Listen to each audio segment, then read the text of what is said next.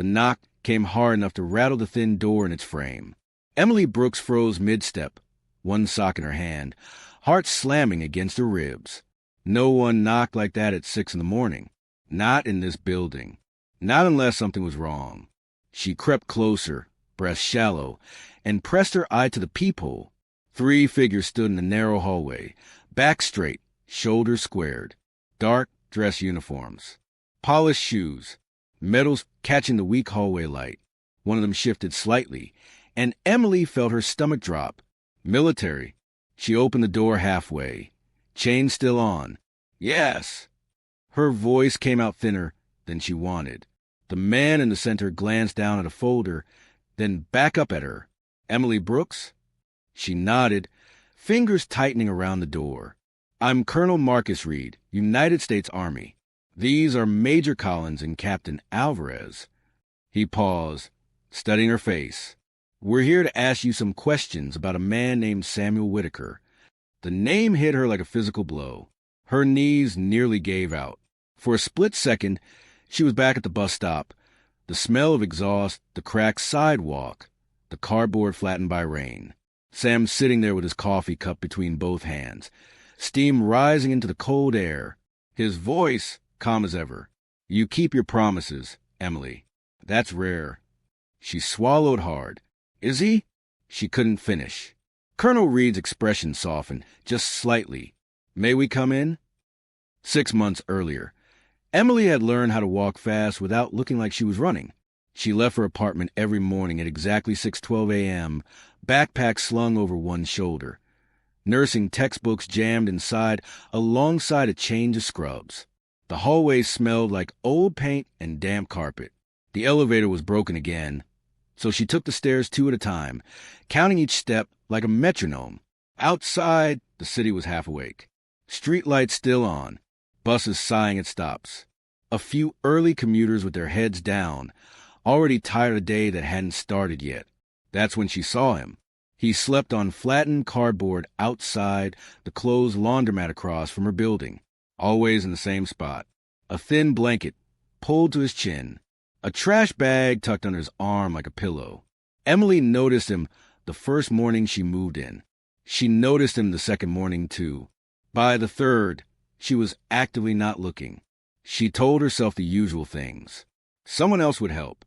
He probably preferred to be left alone. She didn't have time. She didn't have money. She barely had energy to keep herself afloat. 2 weeks passed like that. Then one morning, everything went wrong at once. She overslept, burned her toast, missed the early bus. She stood in her tiny kitchen staring at a peanut butter sandwich she'd packed for lunch, knowing she wouldn't have time to eat it between classes and her shift at the hospital. She hated wasting food. She hesitated on the sidewalk, fingers tightening around the paper bag. Then she crossed the street. He was awake, sitting up now, rubbing his hands together for warmth. He looked older up close. Late 60s, maybe. Gray beard neatly trimmed like habit had outlasted circumstance. His eyes were sharp, watchful, not desperate. She held out the bag, suddenly unsure. I made too much, she said. If you want it. He looked at the bag, then at her face. He didn't grab it, didn't rush. Thank you, he said simply. His voice was steady, educated. That's very kind. She waited for him to ask for more. He didn't. He took the sandwich, nodded once, and unwrapped it with care, as if it mattered how it looked. I'm Emily, she said, surprising herself. Sam, he replied. Samuel Whitaker. She walked away before the moment could stretch into something awkward, heart pounding like she'd done something dangerous. The next morning, she brought coffee. By the third day, she added a banana. By the end of the week, she was setting her alarm 5 minutes earlier. They didn't talk much at first. Sam never asked questions. Emily filled the silence anyway, telling him about her classes, her clinical rotations, how her feet always hurt. He listened without interrupting, eyes following the street like he was still standing watch somewhere. One morning, she apologized for the cheap coffee. He smiled. Best cup I've had all week. That's when the ritual solidified. 6:15 a.m. peanut butter sandwich. Banana. Coffee. 6 days a week. Sometimes 7. People passed them like they were invisible. Some days, Sam told stories. At first, they were small. Places he'd been, weather patterns, names that didn't mean anything to her. Then they got stranger. I flew helicopters once, he said one morning, sipping his coffee. Not the kind tourist ride. Emily smiled politely. Oh, yeah. Black paint. No markings. Night flights mostly. He shrugged. Different times. She assumed it was fantasy, or memory warped by age, or a coping mechanism. She didn't correct him. Another morning, he said, I escorted a senator to the Balkans in the 90s. No cameras. No record. She raised an eyebrow. Sounds intense. He chuckled. That's one word for it. She didn't believe him. She kept listening anyway. One day, a man in a tailored suit stopped short in front of Sam. His shoe nudged the edge of the blanket. You can't sleep here, he snapped. Sam didn't look up. The man kicked the blanket harder this time, sending it half into the gutter. Emily reacted without thinking. Hey, she shouted, stepping between them. What is wrong with you? The man scoffed. He's blocking the sidewalk. He's sleeping, she shot back, and he's not hurting anyone. The man stared at her, incredulous. You want to take him home, be my guest. She didn't flinch. You want to keep walking, be my guest. He muttered something under his breath and stormed off. Emily's hands were shaking. Sam watched her with something like pride. You got fight, he said quietly. That'll matter. She laughed it off, but the word stayed with her. Money became tighter as winter crept in. Her rent went up. Her hours at the cafe got cut. The hospital offered overtime she couldn't take because of classes. She started skipping meals, drank more coffee, slept less. Still, she showed up every morning. One evening, her supervisor, Ms. Reynolds, pulled her aside after a shift. You're running on fumes, she said gently. When's the last time you ate a real meal? Emily forced a smile. I'm fine. Ms. Reynolds didn't look convinced. You can't take care of anyone if you burn yourself out. Emily nodded, guilt twisting in her chest. The next morning, she told herself it would be the last week. Just one more. Then Sam didn't show up. His spot was empty. Cardboard gone. Blanket missing. Emily stood there too long, heart racing. The next day, still nothing. She checked the shelters after class. No one recognized his name. The hospital ER logs came up empty. By the 5th day, she was frantic. On the 7th, she left a sandwich and a note where he usually slept. I hope you're okay, she wrote. I'll be back. That evening, when she came home exhausted and hollow, he was there, thinner, paler, a bandage wrapped around his hand. She dropped her bag. Sam, where were you? Hospital, he said simply. For a week. Her voice cracked. Complications. He reached into his coat and handed her a sealed envelope. If something happens to me, he said, eyes steady, mail this. Her chest tightened. Don't say that. Promise me. She nodded, tears burning. I promise. 2 weeks later, he collapsed. Emily was the one who called 911, the one who rode in the ambulance, the one who said, I'm his niece, because it was the only way they'd let her stay. And that was when the system finally noticed Samuel Whitaker. The ambulance smelled like antiseptic and fear. Emily sat rigid on a narrow bench, one hand gripping the metal rail, the other wrapped around Sam's fingers as machines beeped and whined around them. His eyes were half open, unfocused, his breathing uneven. Stay with me, Sam, she said, leaning close so he could hear her over the siren. You're okay. You're okay. His lips moved. No sound came out. A paramedic glanced at her. You family? Yes, she said instantly. I'm his niece. The lie landed heavy in her chest, but she didn't take it back. At the hospital, everything became noise and motion, doors swinging open, a gurney rushing past, someone calling out numbers Emily didn't understand yet, though she would soon. In school, they tried to get his information. Name, Samuel Whitaker. Date of birth, I'm not sure. ID, insurance. Emily shook her head. He doesn't have any. The nurse sighed, already turning away. We'll treat him as unidentified for now. No, Emily said sharply, surprising herself. He's a veteran. That got their attention. The attending physician paused. Are you certain? He told me, she said. He mentioned the VA classified service. The doctor studied her for a long moment, then nodded once. We'll run a check. Sam was wheeled away before she could say anything else. Emily sat alone in the waiting room, hands trembling, replaying every conversation they'd ever had, every story she'd half believed, half dismissed. Every morning she'd almost stayed in bed. She jumped when the doctor returned. We found something, he said quietly. Her breath caught. Is he okay? He had a stroke, the doctor replied. A mild one. We stabilized him. But he hesitated. His file is unusual. He led her to a computer terminal. Turned the screen so she could see. Lines of text, names, dates, and blocks of black. Entire sections redacted. Samuel Whitaker, the doctor said. U.S. Army. Multiple deployments. Classified operations. His service record is real and heavily restricted. Emily stared at the screen, throat tight. He was telling the truth, she whispered. The doctor nodded. Looks like it. Sam was transferred to a VA long-term care facility 3 days later. Emily visited every evening after class. At first, he was lucid, weaker, slower, but still Sam. You scared me, she said one night, sitting beside his bed. He smiled faintly. Didn't mean to. You always do that, she muttered. He reached for her hand. His grip was lighter now. You kept your promise. She swallowed hard. I did. Over the next weeks, his memory began to slip.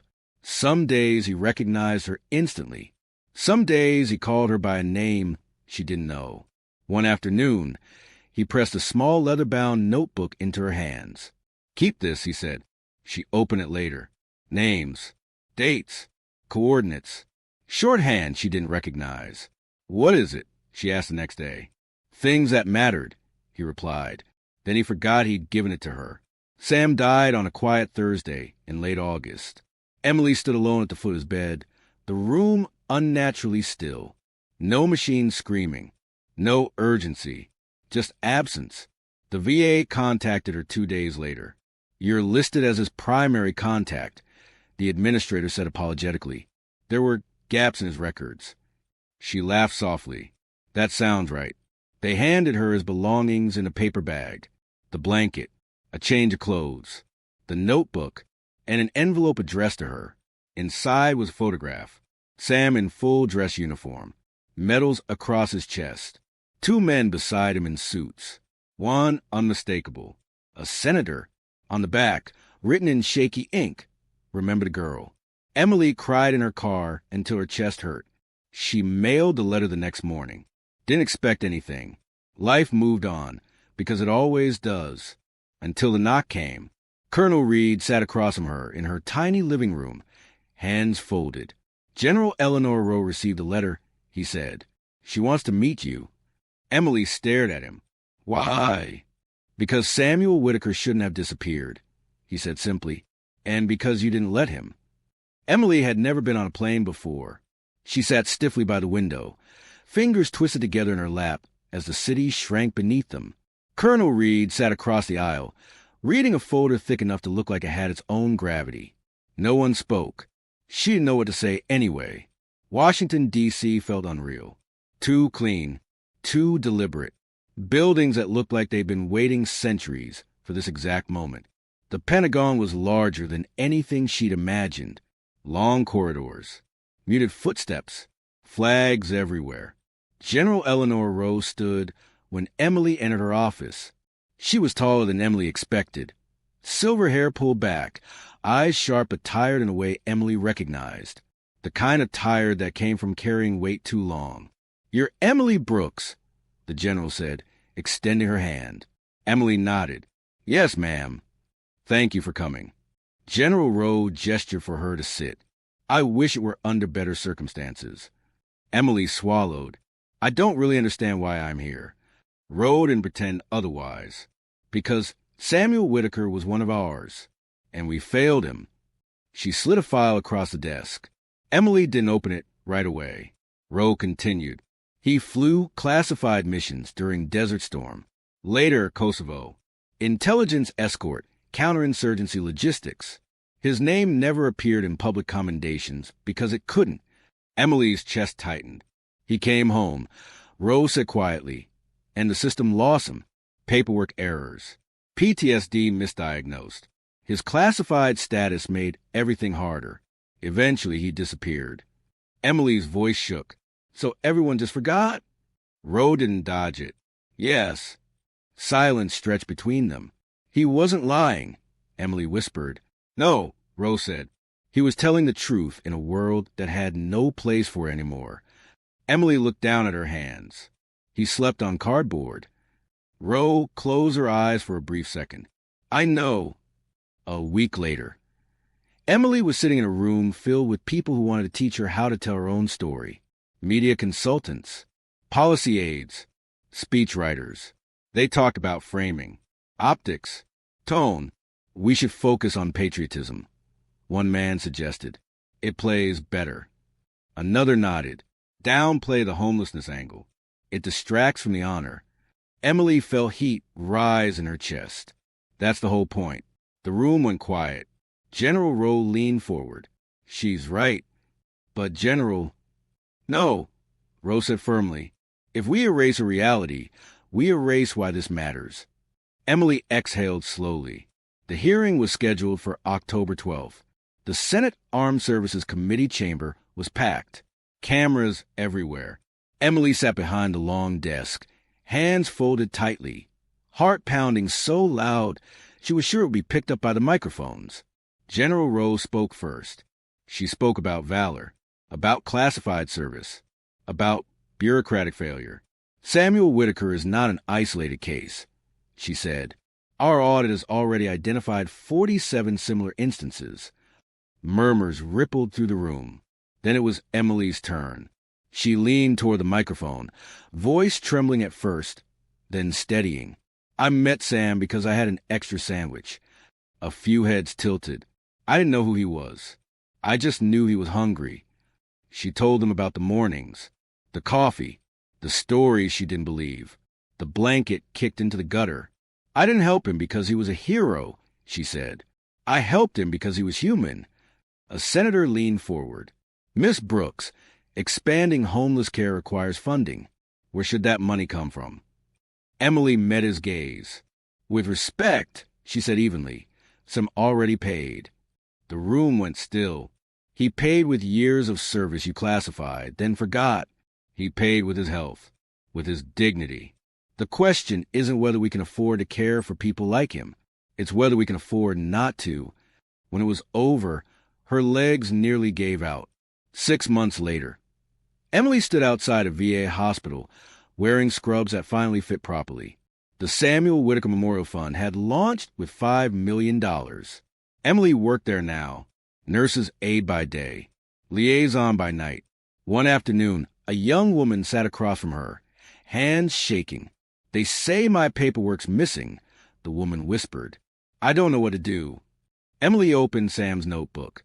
Let's start here, she said gently. Emily flipped to the notebook carefully, tracing names and dates with her finger. Emily Torres watched her like she might vanish at any second. This is incredible, Emily whispered. How do you even begin? Emily looked up, smiled softly, and shrugged. One step at a time. Sam left the pieces. It's just connecting them now. Weeks turned into months. Emily visited Emily Torres and others, making sure no veteran slipped through the cracks like Sam had. She coordinated with VA offices, local shelters, and nonprofits. Every success felt small, yet monumental. Each smile, each letter confirmation that someone's benefits had been restored, reminded her why mornings on a cracked sidewalk mattered. She never forgot the ritual. Every morning, she prepared a simple breakfast before heading to the VA. Peanut butter sandwiches, a banana, and strong coffee. Sometimes she left one on Sam's favorite spot at the old laundromat, though she knew he wouldn't be there. It was symbolic. It was sacred. It reminded her of the quiet bond that had changed everything. In late September, she received an envelope postmarked from Arlington National Cemetery. Inside was a photograph of Sam in full dress uniform, now clean and polished, laid to rest with full military honors. A small card beside it read, asterisk, he is remembered, and you ensured it. Asterisk. Emily traced the edges of the photo with her thumb, vision blurred. We did it, Sam, she whispered. We really did it. The Samuel Whitaker Memorial Fund grew rapidly. The Department of Defense contributed $5 million. Private donors added $2 million more, and Emily's team set up programs for PTSD counseling, legal aid, and transitional housing. Each new success, each veteran helped, was a tribute not just to Sam, but to the countless others erased by bureaucracy. One cold morning, she walked into the office carrying a tray of breakfast for herself and her assistant. A young veteran hesitated at the door, shoulders tight. She recognized the fear in his eyes immediately. Years of mistrust baked into every gesture. You don't have to do this alone, Emily said, setting the tray down and kneeling slightly to meet his gaze. We'll figure out together. He blinked, hesitated, then nodded slowly. That tiny motion, almost imperceptible, sent a ripple through her chest. She understood. This was why she had started 6 months of mornings with an extra sandwich. Every act, no matter how small, mattered. Later that week, Emily stood outside Arlington National Cemetery again. The sun had just risen, lighting the gravestones with a warm, soft glow. She knelt beside Sam's headstone. Carefully, she placed a peanut butter sandwich on the flat stone, exactly as she had done all those mornings. Morning, Sam, she said softly. I kept my promise. I'll keep it every day. She stood, brushing leaves from her scrubs, feeling the wind tug at her hair. The world felt impossibly vast and impossibly small at the same time. Somewhere out there, other veterans struggled. Somewhere out there, others were invisible. Somewhere out there, small acts of kindness could still ripple through the universe. Emily returned to her office, her notebook open on the desk. Letters, forms, calls, and schedules filled the space. A young man sat across from her, timid but resolute. She leaned forward. Let's start, she said. And she meant it. Her mornings continued, still simple, still repetitive, still filled with sandwiches and coffee. But now, each day carried weight. Each act, no matter how small, was part of a larger mission. To see the unseen, to fight for dignity, to honor the forgotten. Emily paused and looked directly into the camera. If anyone had been watching, her eyes were steady. If you've been moved by Sam's story, by the power of small acts, I want you to remember this. Kindness is never wasted. You don't need to have a lot to change a life. Start small, start today. She leaned back, letting the words sink in. Comment below with your own story of kindness. Share this video so others can be inspired. And if you want to see more stories like this, subscribe. Every single story you witness can remind you in the world that small things aren't small.